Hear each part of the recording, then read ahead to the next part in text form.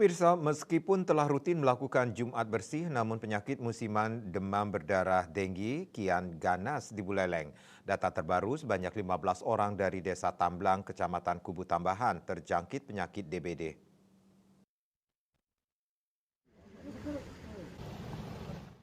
Sekretaris Desa Tamlang, Made Wasite, sebelumnya telah meminta puskesmas terdekat dan Dinas Kesehatan Kabupaten Buleleng untuk permohonan fogging. Namun karena lamban, pemerintah Desa Tamlang pun mengambil jalan lain di luar pemerintahan dan bersurat kepada Dr. Ketut Putrasdana SPOG untuk menolong masyarakat di Desa Tamlang dengan melakukan fogging.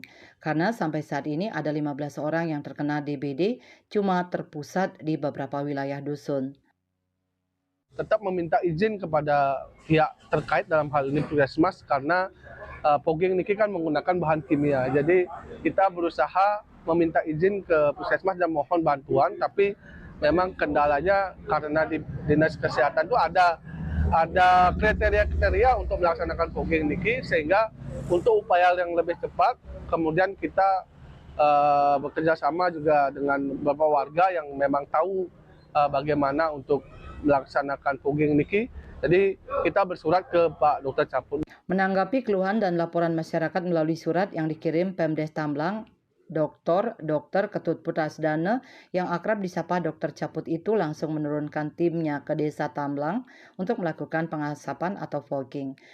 Itu ada permintaan laporan, ya memang kita harus berpikir segera, ya cepat, karena masalah demam berdarah ya bagi saya sendiri dan juga jelas bagi masyarakat sendiri ini sudah bukan hal yang lagi dianggap sepele, ini sudah momok di masyarakat, sehingga kita harus memang cepat mengantisipasi, ya memberikan penanganan, memberikan pengasapan seperti ini.